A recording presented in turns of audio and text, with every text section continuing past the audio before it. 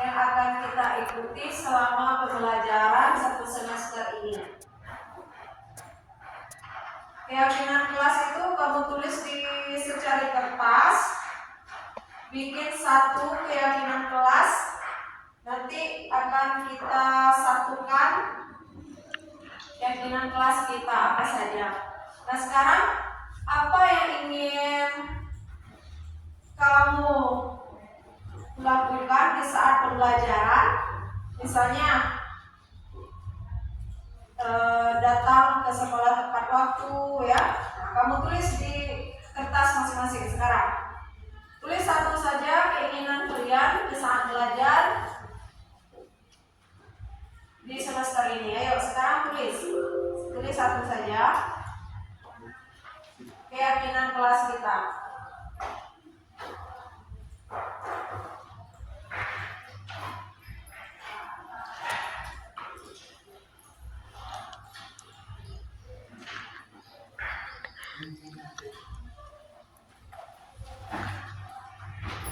Bagi yang sudah boleh ke depan, kita tampilkan di depan. Ayo lah, ayo.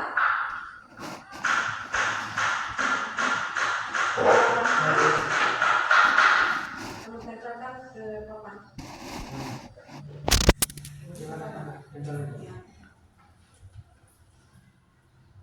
Di nomor itu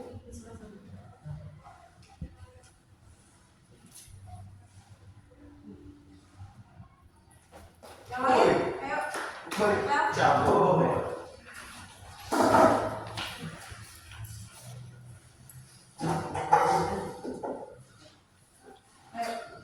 Ayo tiga.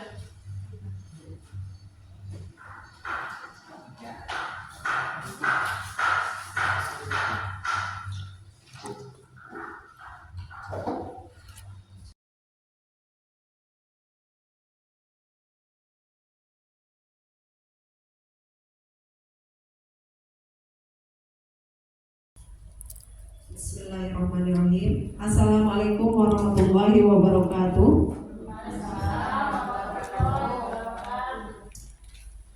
Bapak Ibu semua, terima kasih sudah hadir di sini, yaitu acara diseminasi guru penggerak angkatan 11, di mana di sini kami sudah mempelajari modul 1.4, yaitu tentang budaya positif, dan itu diseminarkan ke rekan-rekan guru sejawat minimal 60 menit. Jadi Bapak Ibu, saya di depan ini bukan berarti saya lebih tahu dari Bapak Ibu. Kita sama-sama berdiskusi, belajar demi kemajuan sekolah kita.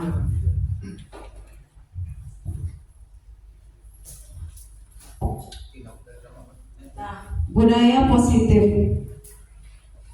Di sekolah kita ini sudah menerapkan budaya positif. Sebelum kami mempelajari ini, kita belajar tentang ini, kita sudah menerapkan budaya positif di sekolah. Kira-kira apa saja contoh budaya positif yang sudah kita terapkan di sekolah kita ini? Misalnya, ya, Bu Ayu? Ya, kita mengucapkan salam, bertemu dengan guru, kita murid-murid bertemu dengan guru, bersalaman. Kemudian apa lagi? Salam sapa. Ya, 5S. Salam sapa, senyum, ya, sopan santun. Nah, kita sudah menjalankan budaya positif sebenarnya di sekolah kita.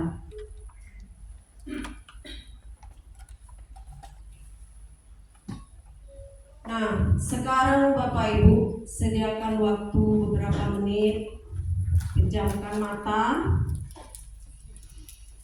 Kemudian bayangkan sekolah impian Anda. Bagaimana suasana sekolahnya, bagaimana sikap gurunya, bagaimana tutur kata guru, bagaimana guru bersikap kepada murid-muridnya, bagaimana sikap murid-muridnya, bagaimana mereka saling berinteraksi terhadap Anda sebagai pimpinan sekolah dan terhadap guru-guru yang lain. Ayo sekarang Bapak Ibu pejamkan mata. Kita bayangkan bagaimana keadaan di sekolah kita yang kita inginkan. Kita memimpikan guru-guru yang bagaimana, murid yang bagaimana di dalam budaya positif sekolah kita. Ayo kita bayangkan beberapa menit. Pejamkan mata, tarik nafas.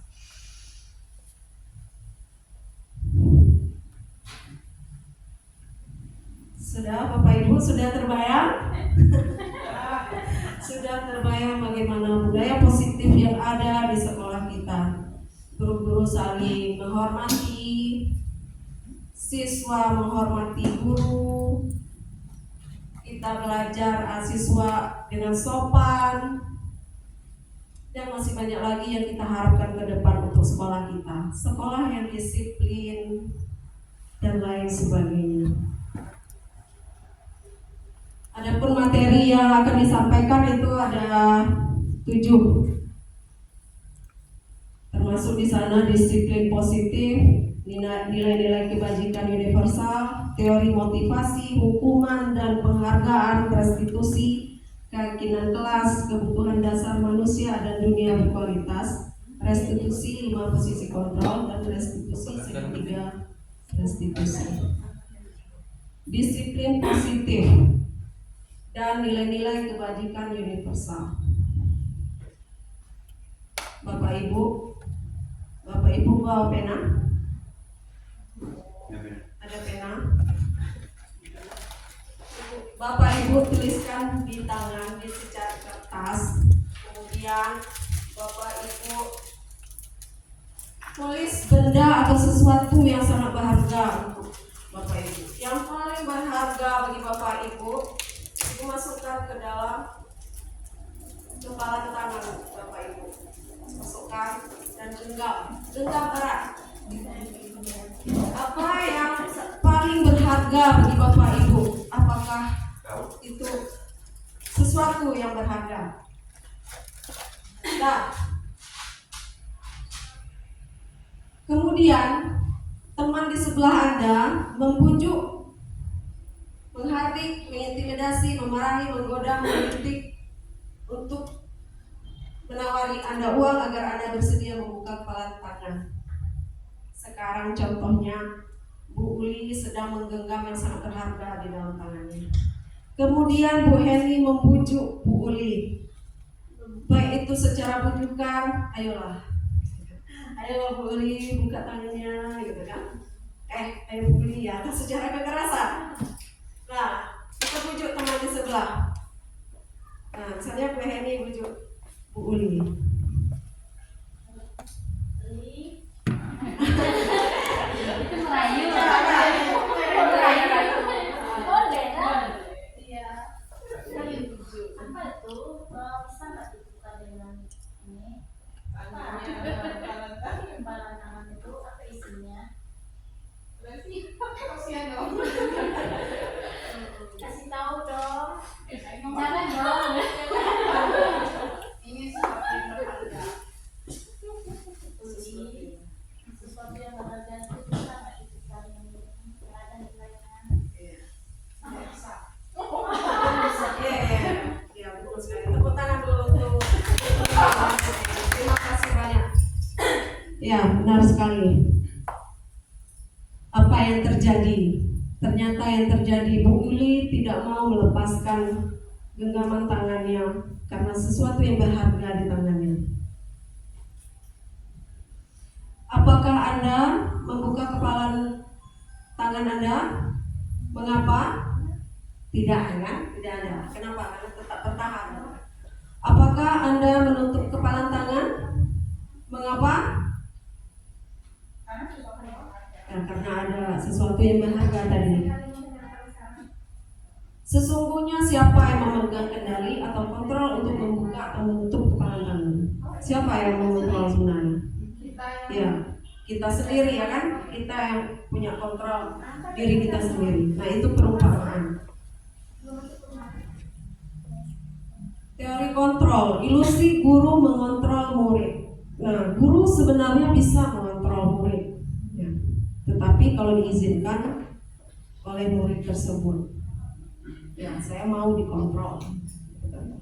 Jadi guru bisa mengontrol murid. Ilusi bahwa semua penguatan positif, efektif, bermanfaat. Penguatan positif atau bujukan adalah bentuk-bentuk kontrol. Nah, kita membujuk, nah itu kan berupa bentuk-bentuk kontrol. Kita membujuk murid tadi ya kan dengan bujukan, dengan segala usaha untuk mempengaruhi murid. Kemudian ilusi bahwa kritik dan membuat orang merasa bersalah dapat menguatkan karakter. Menggunakan kritik dan rasa bersalah untuk mengontrol murid menuju pada identitas gagal. Nah, kalau kita menyalahkan murid begitu ya, itu murid itu terasa gagal ya kan? Kita menyalahkan, ya gara-gara kamu semuanya ini terjadi. Nah, dia akan merasa gagal dan tidak percaya diri. Ilusi bahwa orang dewasa memiliki hak untuk memaksa. Banyak orang dewasa yang percaya bahwa mereka memiliki tanggung jawab untuk membuat murid berbuat hal-hal tertentu. Apapun yang dilakukan dapat diterima selama ada sebuah kemajuan berdasarkan sebuah pengukuran kinerja. Pada saat itu pula orang dewasa akan menyadari bahwa perilaku memaksa tidak akan efektif untuk jangka waktu panjang. Lanjut. Ini disiplin positif. Anda tidak bisa mengontrol orang lain, hanya Anda yang bisa mengontrol diri sendiri. Semua perilaku memiliki tujuan. Model berpikir menang-menang, kolaborasi dan konsensus menciptakan pilihan baru. Dan realitas kebutuhan kita berbeda. Nah, kita lanjut. Disiplin. Nah, kalau dikatakan disiplin, apa yang terbayang di benak kita? Disiplin. Kebanyakan orang akan menghubungkan kata disiplin dengan tata tertib, teratur, dan kepatuhan pada peraturan. Padahal itu sungguh berbeda. Kita bilang disiplin itu patuh, sebenarnya itu bukan itu yang dimaksud dengan disiplin. Justru itu adalah salah satu alternatif terakhir kalau perlu tidak digunakan sama sekali untuk memberi hukuman. Nah, nilai-nilai kebajikan universal. Nilai-nilai kebajikan adalah sifat positif manusia yang merupakan tujuan mulia yang ingin dicapai sejak dulu. Nah, kita memiliki nilai-nilai kebajikan universal untuk murid kita yang ada di sekolah ini. Kita ingin siswa kita memiliki profil pelajar Pancasila. Misalnya beriman, bertakwa pada Tuhan Yang Maha Esa dan berakhlak mulia. Kita ingin siswa kita mandiri, kita ingin siswa kita bernalar kritis, berkebinekaan global, bergotong royong, kreatif. Itu yang kita bayangkan di sekolah ini. Kita ingin nilai-nilai keuniversalan itu ada di murid kita. Profil pelajar Pancasila, kita ingin siswa memiliki nilai-nilai kebajikan, memiliki toleransi, rasa hormat kepada sesama teman, rasa hormat kepada guru, integritas, mandiri, menghargai, keinginan tahuan, kejujuran, semua yang nilai kebajikan yang ingin kita wujudkan kepada murid kita.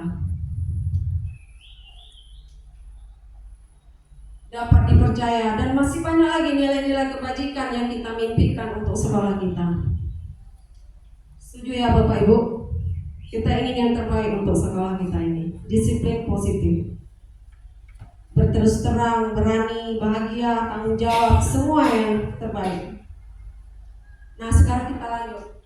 Teori motivasi, hukuman, dan penghargaan restitusi. Nah, sekarang kita ada pertanyaan reflektif Bapak Ibu. Sebagai seorang guru, saat Anda hadir mengajar di kelas tepat waktu, motivasi apakah yang mendasari tindakan Anda? Kita datang tepat waktu ke sekolah, apa yang memotivasi diri kita? Yang pertama, apakah Anda datang tepat waktu karena tidak ingin ditegur oleh atasan Anda dan kemudian mendapat surat peringatan, menghindari ketidaknyamanan dan hukuman. Yang kedua, Anda ingin mendapatkan pujian, mendapatkan imbalan atau penghargaan. Atau yang ketiga, Anda ingin menjadi orang yang menghargai waktu, menghargai diri Anda sendiri sebagai teladan bagi murid-murid. Karena Anda percaya tindakan Anda sebagai guru akan dicontoh oleh murid-murid Anda, menghargai nilai diri sendiri. Manakah motivasi yang paling kuat mendasari tindakan Anda? Yang nomor tiga, karena kita ingin menjadi pembelajar sepanjang hayat dan kita menghargai nilai-nilai diri sendiri. Kita menghargai diri kita sendiri ya. Kita datang hadir mengajar di kelas tepat waktu bukan karena takut dihukum, takut diketahui oleh kepala sekolah kita terlambat ya kan? Kita datang ke kelas tepat waktu bukan karena ada penghargaan, ada guru berprestasi, tapi di dalam hati kita motivasi yang ada pada diri kita sendiri, yaitu yang ketiga, menghargai nilai-nilai diri sendiri. Nah ini dia, ada 3 teori motivasi perilaku manusia. Yang pertama, untuk menghindari ketidaknyamanan. Apa yang akan terjadi apabila saya tidak melakukannya? Itu motivasi eksternal, motivasi luar. Kita takut kena hukuman. Kemudian ada motivasi eksternal yang kedua, apa yang akan saya dapatkan apabila saya melakukannya? Yang ketiga, inilah yang kita tuju, yaitu motivasi internal, tujuan disiplin positif. Untuk menghargai diri, saya akan menjadi orang yang seperti apa bila saya melakukannya. Saya ingin menjadi contoh yang baik untuk siswa kita, ya kan? Nah ini sudah. Manakah yang saat ini paling banyak mendasari? Menurut Anda dari ketiga jenis motivasi yang disebutkan pada pertanyaan sebelumnya, motivasi manakah yang saat ini paling banyak mendasari perilaku murid-murid kita di sekolah? Kira-kira yang mana? Kalau di murid kita di sekolah ini, yang pertama, yang kedua, apa yang ketiga? Yang pertama. Kadang mereka datang takut dihukum, takut dimarahi, maka dia datang tepat waktu. Nah, kebanyakan yang pertama ya. Strategi apa yang selama ini Anda terapkan untuk menanamkan disiplin positif pada murid Anda, dan bagaimana hasilnya? Terkadang kita mengulas kembali. Terkadang kita langsung menghukum anak kita. Dia datang terlambat, kita hukum. Kemudian kita beri hukuman sehingga besok diulangi lagi, ya kan? Karena dia tidak takut dengan hukuman tadi.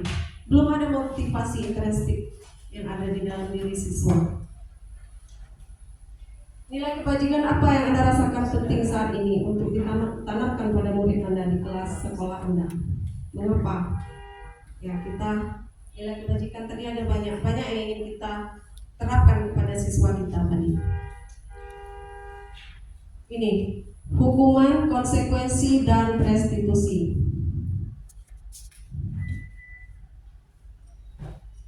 Ini ada sebuah cerita ini.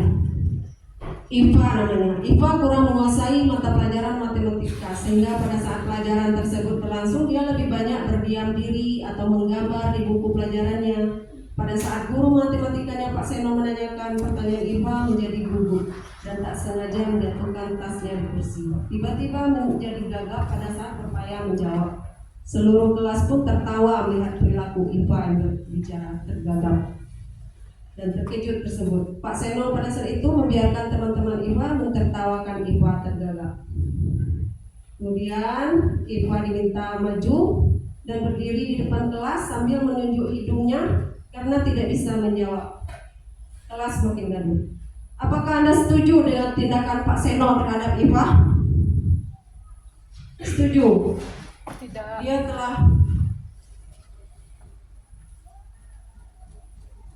Dia banyak diam tadi. Kemudian Pak Seno menyalahkan, menunjuk hidung gitu kan, membuat dia malu. Apakah Anda setuju dengan tindakan Pak Seno? Tidak setuju. Mengapa? Ya, itu adalah contoh yang tidak baik pada murid. Seolah dia merasa bersalah atau bullying. Menurut Anda tindakan Pak Seno terhadap Iva adalah sebuah hukuman atau konsekuensi? Itu hukuman apa konsekuensi? Hukuman. Betul, hukuman. Hukuman bersifat satu arah dari pihak guru dan murid hanya menerima hukuman tanpa melalui suatu kesepakatan. Hukuman yang diberikan bisa berupa fisik maupun psikis. Sementara disiplin dalam bentuk konsekuensi. Nah, itulah disiplin. Disiplin itu dalam bentuk konsekuensi, bukan berupa hukuman. Itulah yang dikatakan disiplin di sini. Konsekuensi sudah terencana atau sudah disepakati, sudah dibahas, disetujui oleh murid guru, dan seterusnya. Hukuman atau konsekuensi. Mencatat 100 kali di dalam buku kalimat saya tidak akan terlambat lagi. Itu hukuman apa konsekuensi?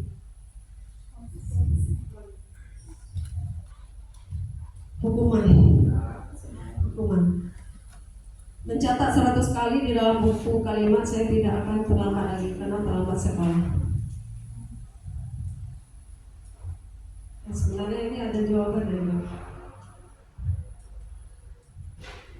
Lari mengelilingi lapangan basket 2 kali karena terlambat hadir di sekolah. Hukuman. Ya, itu jelas hukuman, perbuatan fisik.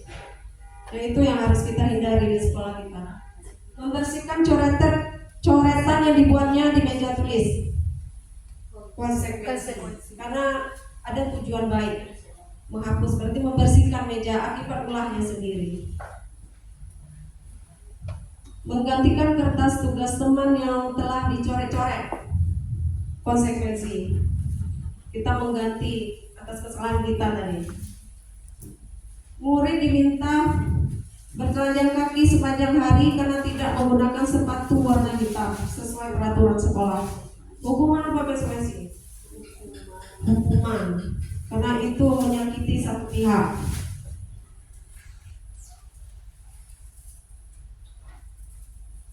Nah, ini cerita tentang Bu Anas.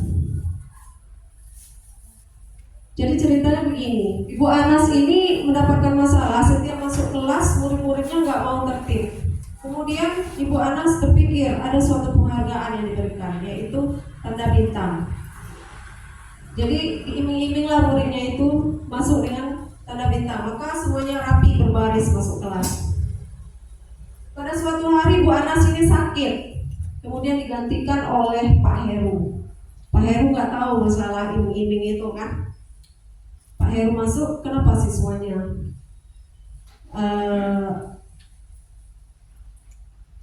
tidak tertib masuk kelas? Biasanya tertib sama Bu Anas, yang karena ada penghargaan dari Bu Anas tadi, stiker tanda bintang, makanya mereka mau disiplin. Berdasarkan teori motivasi yang telah Anda pelajari pada pembelajaran sebelumnya, kira-kira apa motivasi murid-murid kelas 2 untuk bersedia berdiri antri sebelum masuk kelas tadi? Iya, stiker bintang. Karena untuk mendapatkan penghargaan tadi yang nomor 2. Adakah cara lain agar murid-murid kelas 2 bersedia antri di depan kelas tanpa diberi penghargaan stiker bintang? Ada. Yaitu kita motivasi intrinsik kita tanamkan ke siswa kita. Contohnya, jika kita masuk kelas tepat waktu, nah bagaimana? Apa yang terjadi? Nah, kita bisa disiplin dan kita tidak terlambat. Kita memberikan motivasi intrinsik. Mungkin Bapak Ibu punya cara tersendiri lah untuk memberi motivasi. Dihukum oleh penghargaan, pengaruh jangka pendek dan jangka panjang. Ini banyak pengaruhnya kalau kita hukum dengan penghargaan. Misal kita punya anak di rumah, kamu harus belajar, nanti ibu kasih HP, gitu kan? Nah, jadi yang diiming-imingkannya, HP, belajar. Kalau nggak ada HP dia nggak mau belajar. Nah, itu belum menanamkan nilai yang baik untuk anak kita. Penghargaan menghukum, penghargaan mengurangi ketepatan, penghargaan tidak efektif, penghargaan merusak hubungan, penghargaan menurunkan kualitas. Jadi nggak ada kualitas, karena yang dipikirkannya tadi penghargaan. Boleh pegang HP baru belajar dulu baru boleh pegang HP. Jadi nggak ada kualitas ya, kan? Semangat ingin belajar. Penghargaan mematikan kreativitas, nggak kreatif. Penghargaan mengurangi motivasi intrinsik, nggak ada perubahan, nggak ada motivasi. Semua karena penghargaan. Begitu juga kita sebagai guru. Gimana caranya solusinya? Kita lanjutkan. Nanti ketemu. Nah ini dia, mencatat 100 kali di dalam buku kalimat saya tidak akan terlambat lagi karena terlambat ke sekolah. Itu adalah hukuman tadi ya.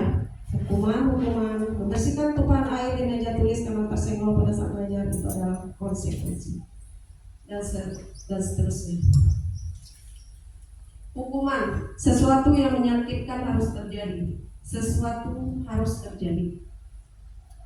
Anak membenci kedisiplinan. Kalau konsekuensi, anak menghargai disiplin. Jadi kita harus cari cara sehingga muncul motivasi intrinsik di anak. Nah, restitusi adalah proses menciptakan kondisi bagi murid untuk memperbaiki kesalahan mereka, sehingga mereka bisa kembali pada kelompok mereka dengan karakter yang lebih kuat untuk mencari solusi dan masalah mereka. Dari hukuman, konsekuensi, dan restitusi. Nah, restitusi inilah yang paling baik lagi dari konsekuensi. Nah, ciri-ciri restitusi bukan untuk menebus kesalahan, memperbaiki hubungan, tawaran bukan paksaan. Restitusi menuntut untuk melihat ke dalam diri.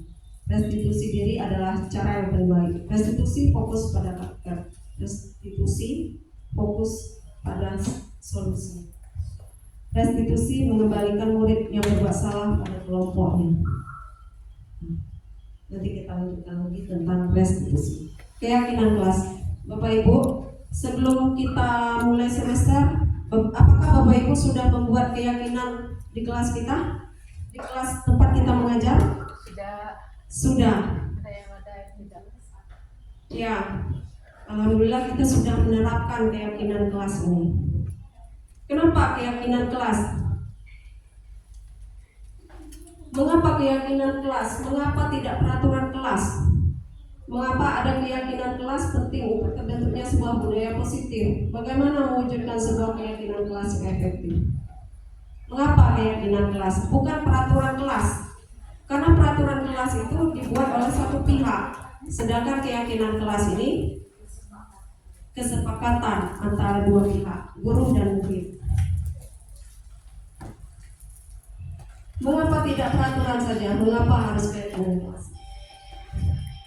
Mengapa kita memiliki peraturan harus menggunakan helm mengendarai kendaraan roda 2? Mengapa kita memiliki peraturan 3M menggunakan masker? Mengapa kita memiliki peraturan harus datang tepat waktu pada saat mengikuti pelatihan? Mengapa? Mengapa tidak peraturan? Nah, pertama, mengapa kita memiliki peraturan harus menggunakan helm saat mengendarai kendaraan roda 2? Karena kita yakin dengan kita menggunakan helm, maka kepala kita terlindung dari kecelakaan. Nah, itu yang kita yakinkan. Bukan karena peraturan kita menggunakan helm. Peraturan karena takut ditilang. Nah, ini adalah keyakinan kita bahwa memakai helm itu menjaga kita dari kecelakaan.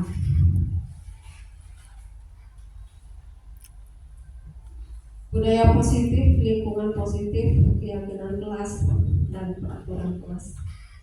Nah, kesepakatan kelas yang mana yang merupakan keyakinan kelas? Mengapa? Kami guru dan murid yang saling menyayangi. Nah, itu bisa juga jadi keyakinan kelas. Kami murid yang bersemangat belajar, kami murid yang peduli dengan teman-teman. Nah, sekarang ada peraturan dan ada keyakinan. Peraturan ada satu pihak, keyakinan adalah kesepakatan antara dua pihak, yaitu guru dan murid.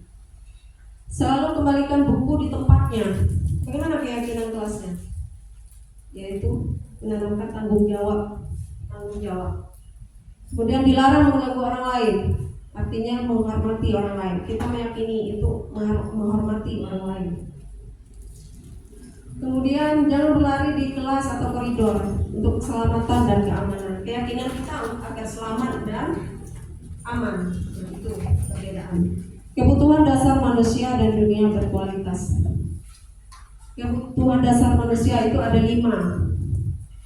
Kasih sayang dan rasa terima, penguasaan, bertahan hidup, kesenangan, kebebasan. Itulah kebutuhan dasar kita sebagai manusia. Ibu Ambar, ini ada soal. Ibu Ambar, guru wali kelas 10, sedang bingung menghadapi ulah salah satu siswa di kelasnya, Doni. Beberapa anak di kelas 10 telah datang padanya dan mengeluhkan Doni yang sering meminta bekal makan siang mereka dengan paksa. Jika Anda menghadapi situasi tersebut, Ibu Ambar, apa yang akan Anda lakukan?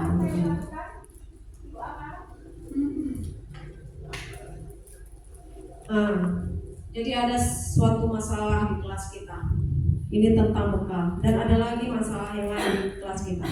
Tentunya langkah pertama yang kita cari alasan dulu. Kita cari alasan apa sebabnya Doni melakukan seperti itu kepada temannya. Contohnya, atau di kelas kita ada teman yang selalu mengganggu rekannya, temannya, sehingga menangis. Kita cari dulu alasannya apa. Misalnya dia berkata tadi, kebutuhan bertahan hidup. Jika Doni merasa lapar dan tidak memiliki bekal makan siang, tindakannya mungkin merupakan upaya untuk memenuhi kebutuhan dasar bertahan hidup. Nah, jika alasannya, Doni, kenapa kamu menjatuhkan bekal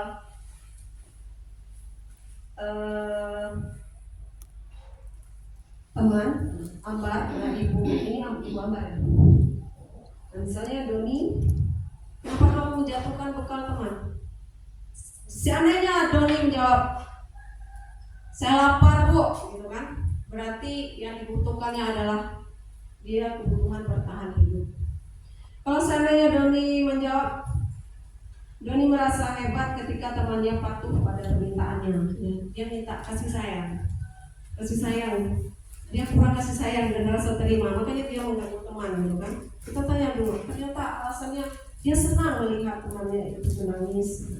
Ternyata dia ingin dikasih sayang dan rasa terima, itu yang ingin dia inginkan. Penguasaan, Doni melakukan seperti itu, saya cuma main-main bu, kan dia senang lihat temannya terganggu. Jadi ada 5 kebutuhan.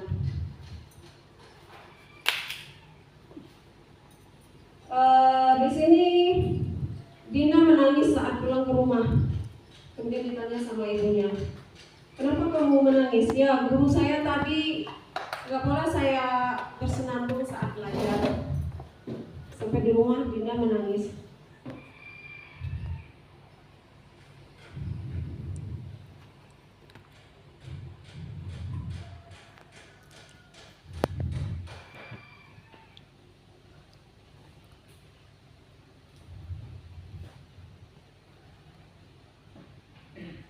Nah, ini ada beberapa alasan dari Dinda.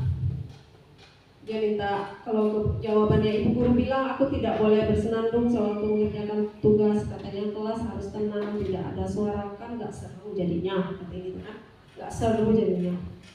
Jadi dia kebutuhannya itu ingin senang sambil bernyanyi, belajar, dan seterusnya. Dunia berkualitas. Nah, ini ada teori sedikit.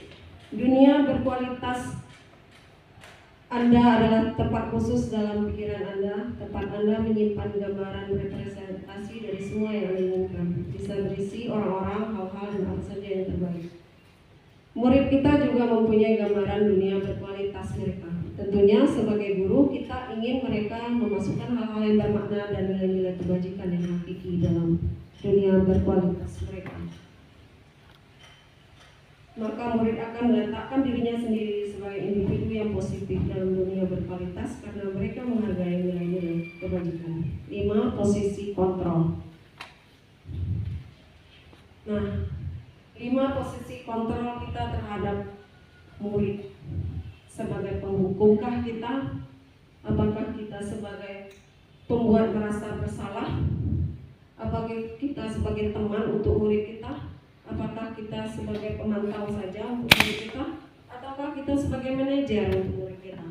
Manakah yang lebih baik? Tentunya yang sebagai manajer bagi murid kita. Kalau memberi hukuman, banyak akibat yang akan terjadi. Nah, penghukum. Seorang penghukum bisa menggunakan hukuman fisik. Nah, contohnya kalau siswa kita beramal, kita beri hukuman. Seorang angkat tangan, ya kan? Tarik telinga. Itu hasilnya kemungkinan murid marah, ya kan? Marah murid dan mendendam, bersifat agresif. Bisa jadi sesudah kembali duduk, murid tersebut akan mencoret-coret bukunya atau meja tulis. Ditambah lagi kegiatan lain yang menghebohkan. Murid melihat motor atau mobil bapak ibu guru yang tadi yang marah-marah, akhirnya digoreskan dengan paku karena dendam, ya kan? Karena dia dihukum dendam. Pembuat merasa bersalah. Pada posisi ini biasanya guru akan bersuara lebih lembut, agak lembut ini, tapi enggak menyuruh, bukan. Di posisi ini membuat merasa bersalah, merapat pada anak. Adik, kamu ini bagaimana ya? Ibu sangat kecewa sekali. Ibu sangat kecewa sekali dengan kamu. Berapa kali bapak harus memberitahu kamu ya? Gimana coba kalau orang tua kamu tahu kamu berbuat begini? Nah, kan dia merasa bersalah. Ya? Hasilnya murid akan merasa bersalah, murid akan merasa menjadi orang yang gagal. Kesal ya, gagal. Merasa gagal dan tidak sanggup membahagiakan orang lain. Kadang-kadang sikap seperti ini lebih berbahaya dari sikap menghukum, karena emosi akan tertanam rapat dalam murid menahan perasaan. Ini menahan perasaan jadinya, karena sudah disalahkan tadi. Lebih parah dari hukuman. Teman, guru pada hari ini tidak akan menyakiti murid. Nah, seperti ini. Ayo, bantulah demi bapak ya. Nah, gitu kan? Ayolah nak, kerjakan ya, ini ibu. Ayo ingat tindakan bantuan bapak selama ini. Ayo ingat, gitu kan? Ya sudah, kali ini tidak apa-apa, nanti ibu bantu bereskan. Itu kita sebagai teman kan, kita mendekati murid, kita ajak. Jadi ada pengaruhnya juga, ya. Murid itu akan merasa senang dan akrab dengan guru. Memang betul, murid itu senang dan akrab dengan guru.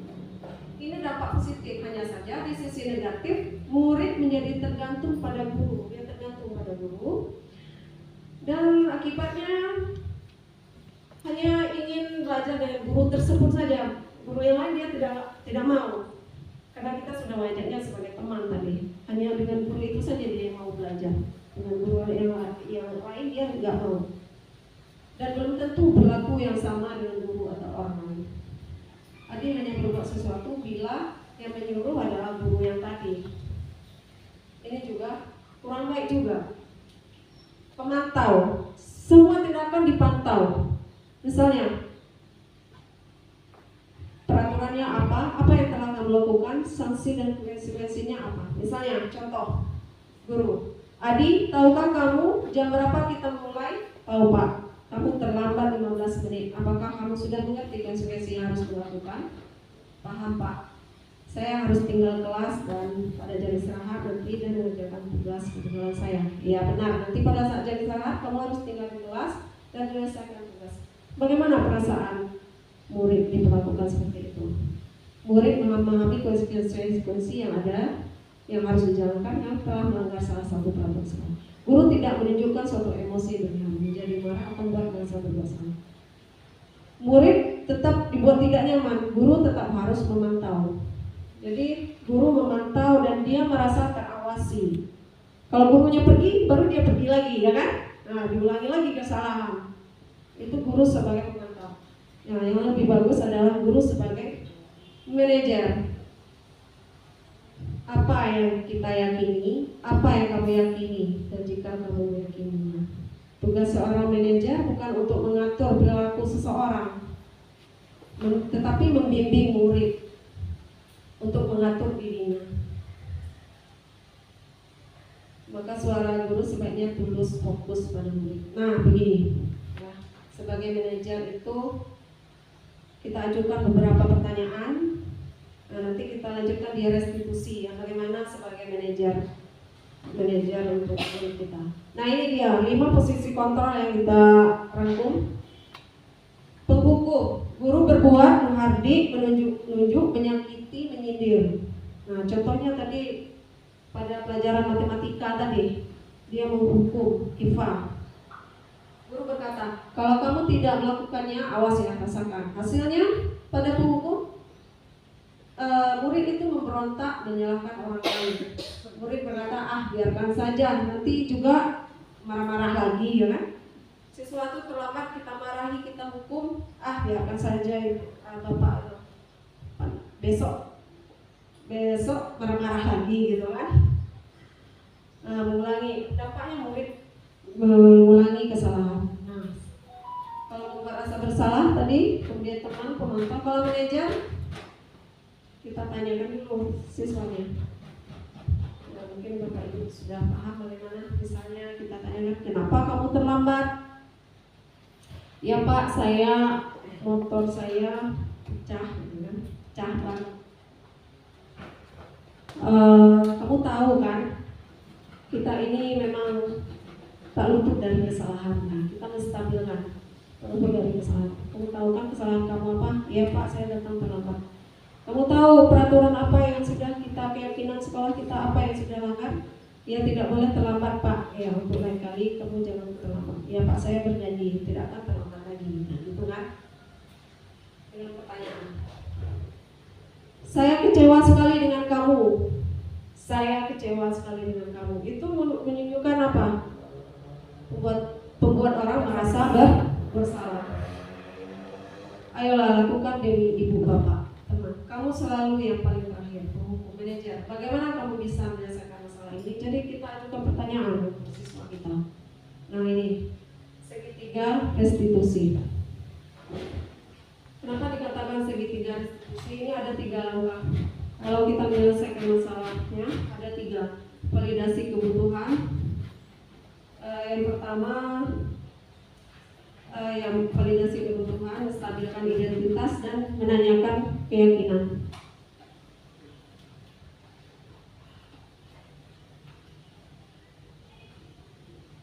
Pertama, menstabilkan identitas. Untuk membuat anak yang merasa gagal karena berbuat salah menjadi positif terhadap dirinya. Contohnya, guru berkata, berbuat salah itu hal yang manusiawi, gitu ya. Tidak ada manusia yang sempurna. Bapak Ibu juga buat salah, kita pasti bisa menyelesaikan masalah ini. Bapak Ibu tidak tertarik untuk mencari tahu siapa yang benar.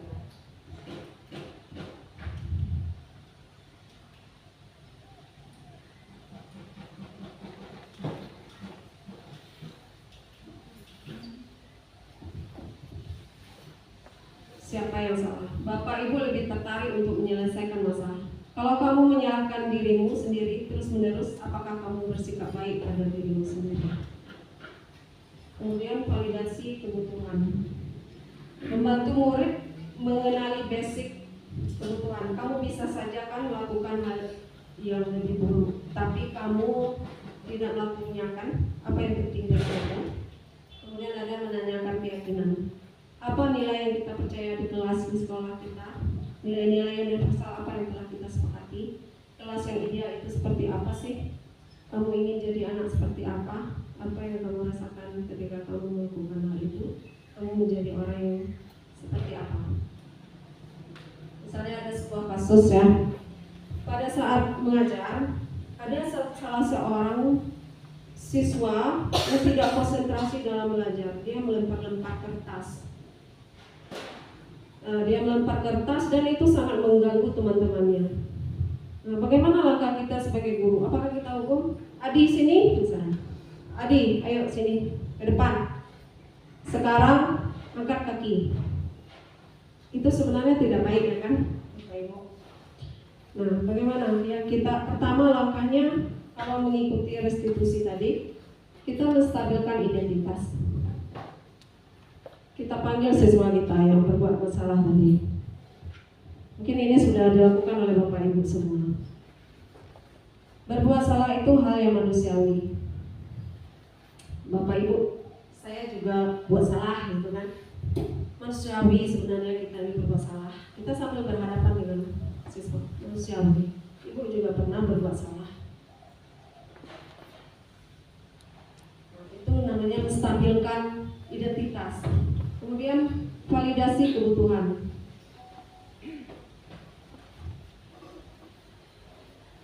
Apakah kamu bisa melakukan dengan lebih baik besok? Atau validasi kebutuhan, kamu boleh tetap berusaha menjaga sikap itu, tapi tambahkan sikap yang lain juga. Apakah kamu belajar cara lain untuk mendapatkan yang kamu butuhkan tanpa harus mengukur? Beberapa pertanyaan yang kita ajukan ke siswa kita. Menanyakan keyakinan. Makanya tadi kita harus membuat keyakinan kelas sebelum kita mulai pembelajaran kita di satu semester ke depan. Kita menanyakan keyakinan kelasnya. Misalnya, kamu tadi terlambat. Apa keyakinan kelas yang telah kamu langgar? Apa keyakinan kelas yang belum kamu ikuti? Dan bagaimana kamu akan menyelesaikan masalah ini?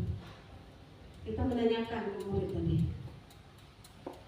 Akhirnya murid itu menjawab, iya Bu, saya telah melanggar keyakinan kelas kita, yaitu datang terlambat.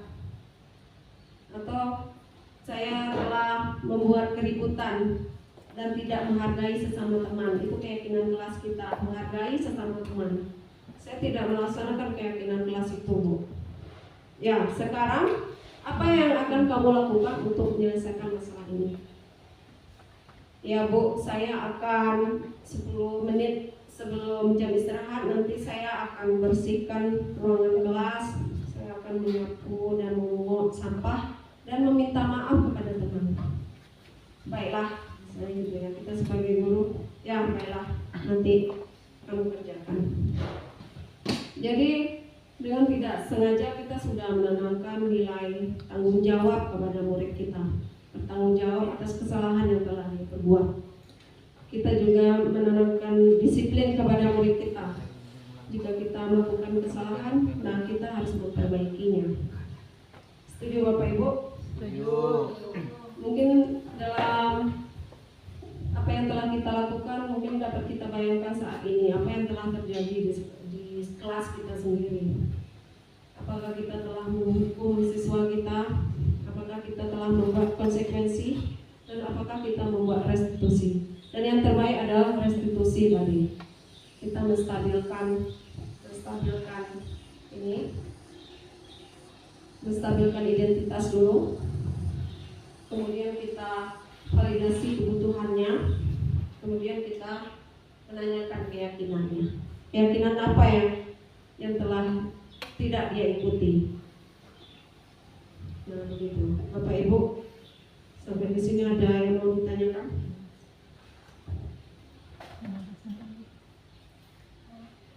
Nah, sekarang ada refleksi. Kita mulai dari satu pertanyaan.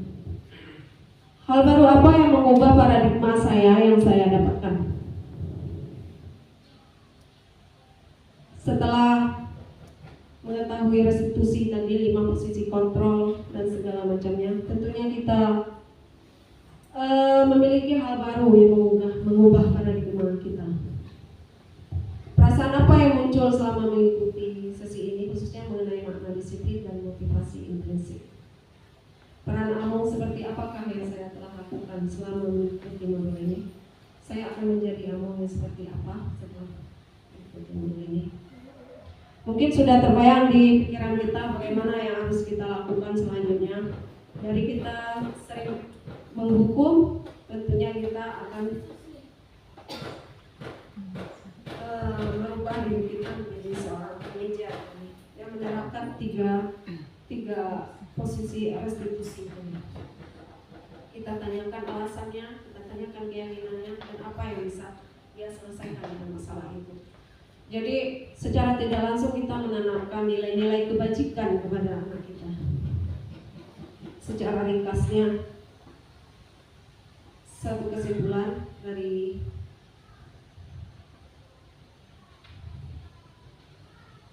kita masih ada waktu 15 menit.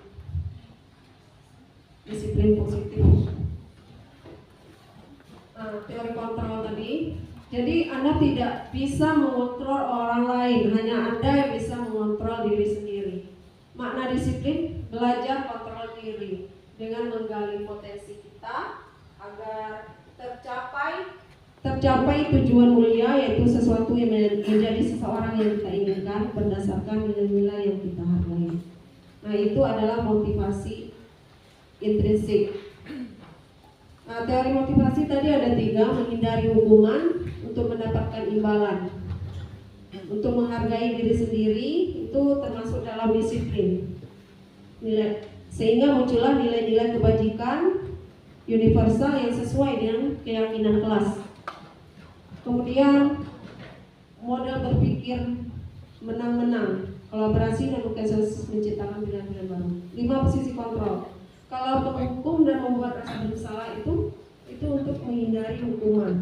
Kalau teman-teman tahu untuk mendapatkan imbalan. Manajer menghargai diri sendiri. Manajer menerapkan segitiga restitusi, menstabilkan validasi kebutuhan dan menanyakan keyakinan. Validasi kebutuhan, kemudian dia berhubungan dengan 5 kebutuhan dasar manusia. Nah, pada kita terapkan segitiga restitusi tadi, tentu ada validasi kebutuhan. Kebutuhan apa yang kurang dari dia?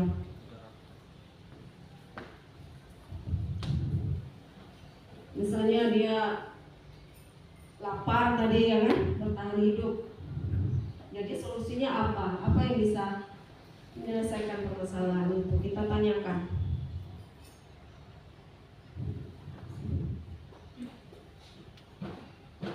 Sudah Bapak Ibu, ada pertanyaan? Silakan Bapak, kita diskusi sama-sama.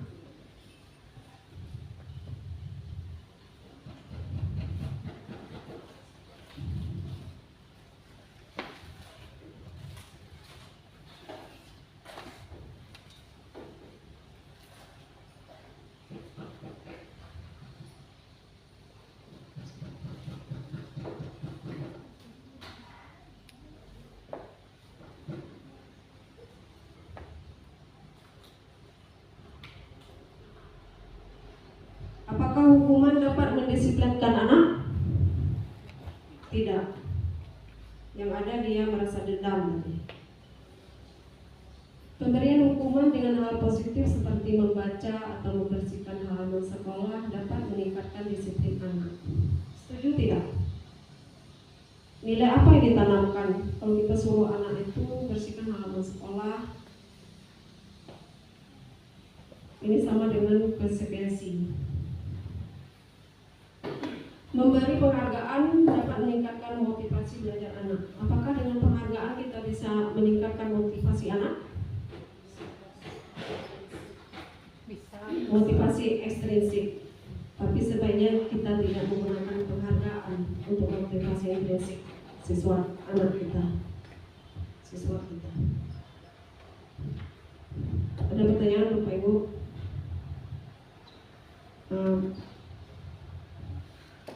Baiklah, saya punya sebuah video saya praktekkan kemarin. Kita masih ada waktu. Ya Pak Eko. Ya, kita persilakan kepada Pak Eko untuk memberikan umpan balik berupa pertanyaan. Dipersilakan Pak Eko. Terima kasih. Assalamualaikum warahmatullahi wabarakatuh. Saya sedikit bertanya dulu tentang segitiga restitusi. Kita tahu SMK kita ini terdiri dari beragam karakter siswa-siswa dari berbagai tempat yang ada di sekitar SMK. Apakah bisa segitiga restitusi ini bersifat efektif jika diterapkan di lingkungan SMK? Dan bagaimana caranya? Mungkin itu saja Bu. Terima kasih. Ya, terima kasih Pak Eko atas pertanyaan yang sangat bagus sekali dari Pak Eko. Kira-kira ada rekan guru yang bisa menjawabnya? Ya, kami persilakan kepada Ibu untuk menjawabnya. Bisa, kira-kira bisa nggak permasalahan yang ada? Silakan Bu, boleh Bu. Berdiri sedikit Bu. Bagaimana bisa atau tidak kita terapkan segitiga restitusi pada permasalahan yang ada di SMK kita ini? Saya Ibu Sas, dengan pembelajaran melalui Prima ya. Bisa Ibu ya? Iya, betul sekali. Terima kasih Bu. Terima kasih Bu atas tanggapannya. Ya sebenarnya untuk permasalahan di sekolah kita ini bermacam ragam permasalahan bisa kita selesaikan dengan segitiga restitusi tadi.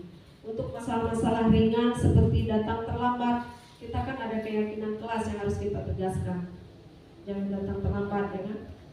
Misalnya masalah sampah tadi, buanglah sampah, membuang sampah pada tempatnya.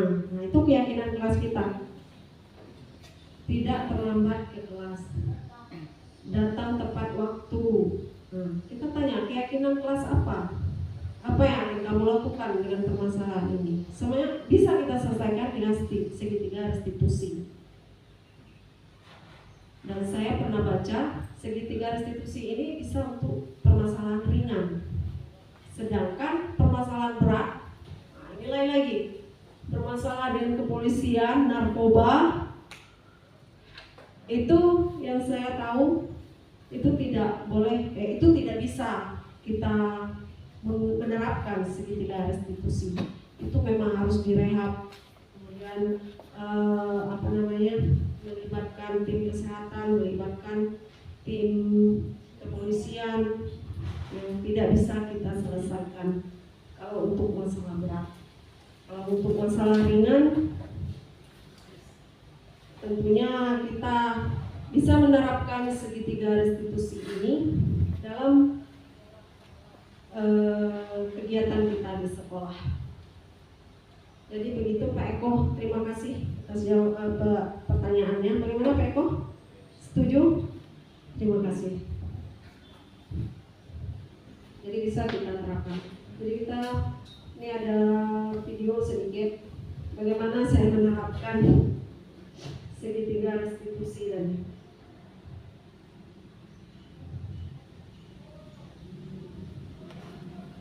ini kejadian saat di kelas.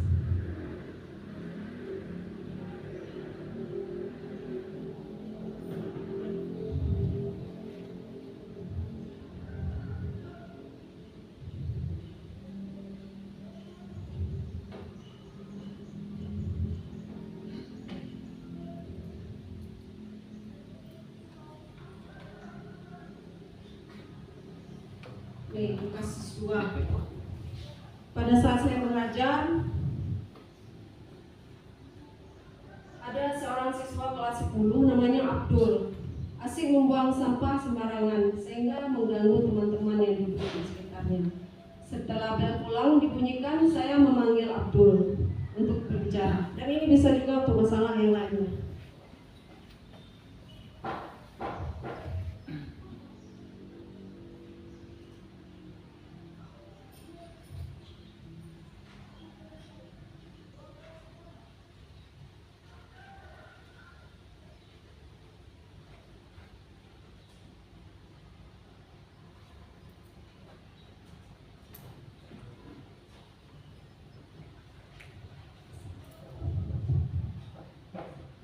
Keyakinan kelasnya kami itu masuk kelas tepat waktu, tidak menggunakan HP saat guru menerangkan pelajaran di kelas, boleh izin keluar 10 menit.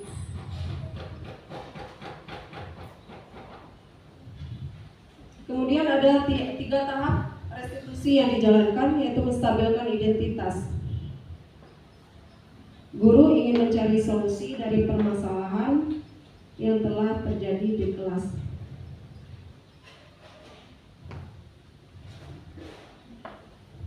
Validasi tindakan yang salah, Abdul. Nah, saya bertanya kepada Abdul. Abdul, pasti kamu punya alasan mengapa ibu panggil saat ini.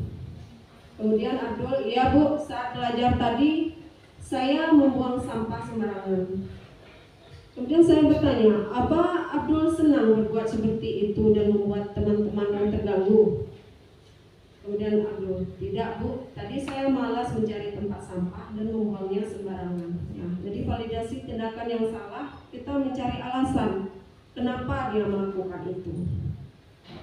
Kemudian menanyakan keyakinan kelas. Keyakinan kelas apa yang belum Abdul tunjukkan? Kemudian Abdul menjawab, menjaga kebersihan kelas bu, karena tadi kami sudah membuat kesepakatan kelas, keyakinan kelas. Kalau kebersihan itu harus menjaga kebersihan. Guru, apakah perbuatanmu membuat teman-temanmu nyaman? Tidak, Bu, saya janji akan membersihkan kelas sebelum pulang dan besok saya akan meminta maaf kepada teman-teman. Nah, tadi secara otomatis kita gimana menanamkan tanggung jawab, nilai kebajikan tanggung jawab kepada murid kita. Jadi tidak harus kita hukum dia, tapi kita terapkan segitiga restitusi. Nah, ini kemarin kejadian di kelas, saya sedang mengajar, tiba-tiba dia buang sampah, saya biarkan aja dulu. Kemudian pas jam bel istirahat, saya panggil dia dan teman-teman yang lain istirahat. Kemudian saya panggil berdua saja, duduk di ruang guru. Saya panggil Abdul, duduk di ruang guru. Nah, di sanalah saya menerapkan segitiga restitusi.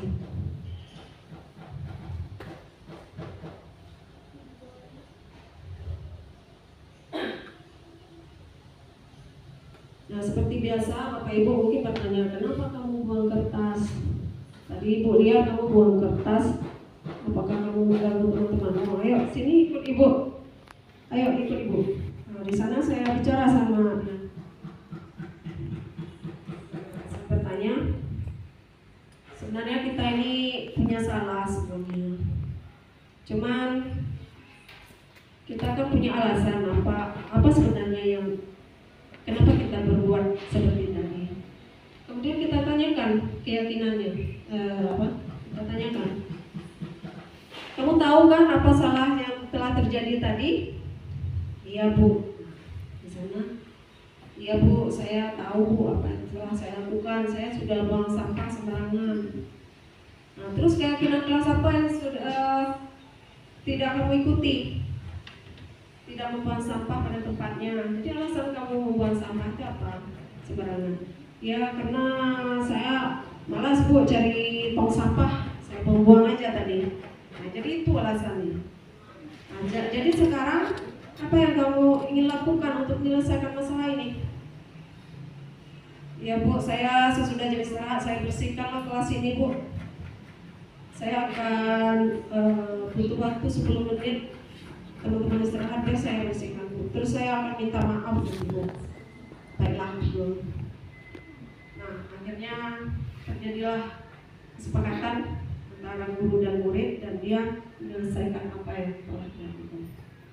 Saya sebagai guru memotivasi intrinsik kepada siswa.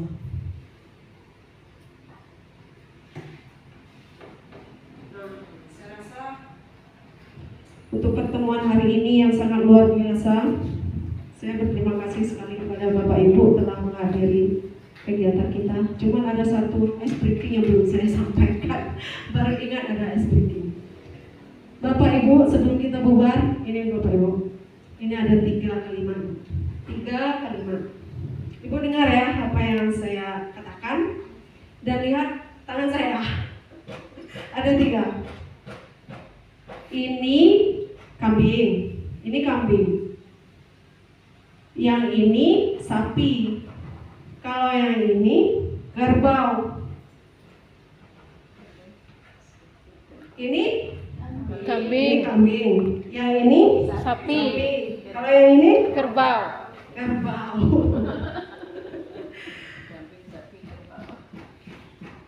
Coba boleh bertanya, Bu?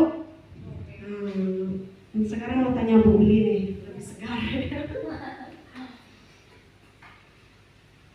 Yang ini Kambing.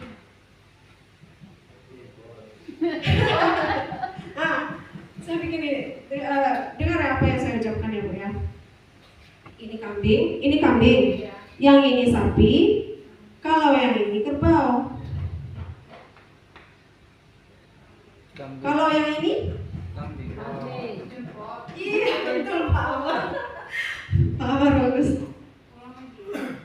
Ini kambing, yang ini sapi, kalau yang ini kerbau. Dengarkan apa yang saya ucapkan, Bu. Ini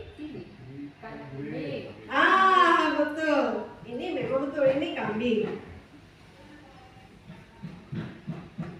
Kalau yang ini, kenapa ini? Bukannya ini tadi? Ya, kalau yang ini walaupun tangan saya seperti ini, kata-katanya kalau yang ini kerbau. Saya coba tanya satu orang dulu nih. Bu Yeni Fitria.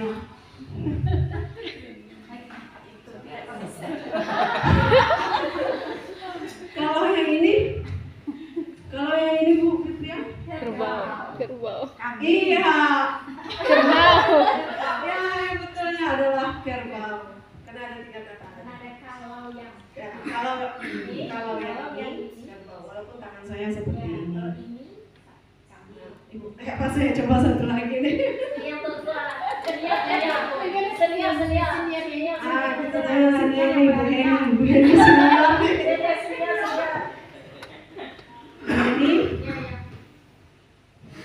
Ini?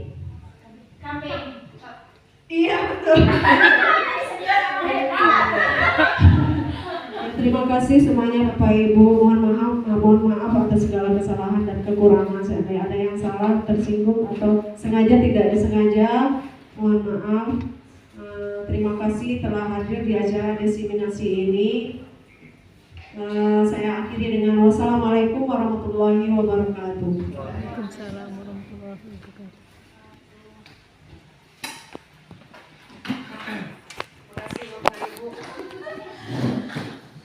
Yang tidak bisa diungkapkan dengan kata-kata. Nanti